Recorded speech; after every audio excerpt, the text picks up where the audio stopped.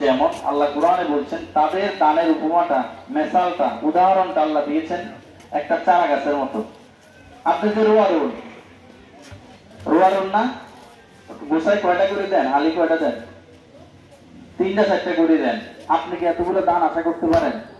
বলেন, এক গোসা থেকে উঠে। এটাই আল্লাহ এখানে বলছেন যে সামা সানাবিলা ফি কুল্লি সুম্বুলা, আল্লাহ প্রত্যেকটা দানা থেকে 7 থেকে 700 গুণ ছড়াতে এরকম করে বড় বড় করে ধান আপনাকে দেয়। তেমনি আপনার দানটাকে আল্লাহ এরকম লালন পালন করে এটাকে বড় করে আপনাকে নেকি দ্বারা পরিপূর্ণ করে দেয়।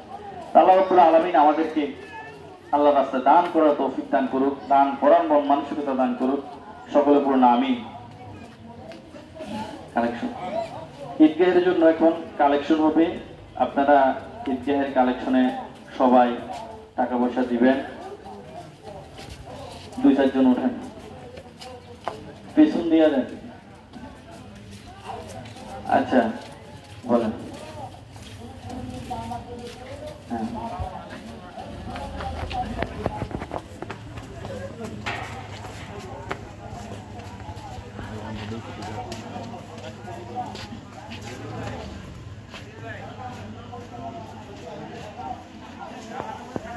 আমাদের হাজতিয়া গ্রামের ঈদগাহ মসজিদ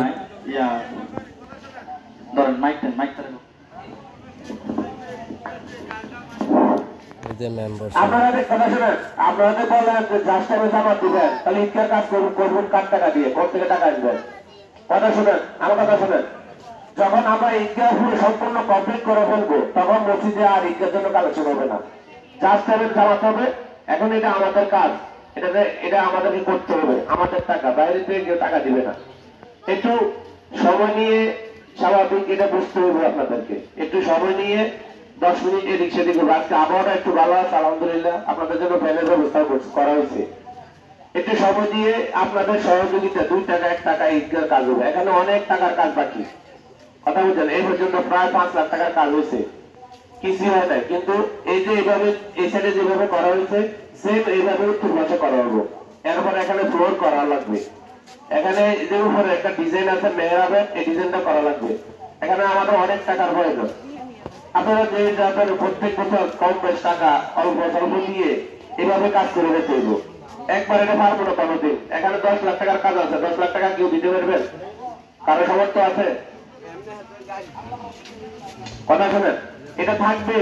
অনেকে কিছু টাকা বাকি রয়েছে, টাকাগুলো দেয় নাই, এটা আমরা যাবো, ইনশাল্লাহ তারা দিবে।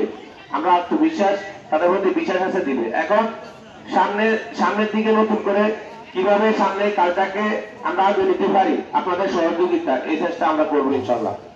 এখন আপনাদের সামনে আমাদের মেম্বার সাহেব একটু কথা বলবেন এই কাজ সম্পর্কে।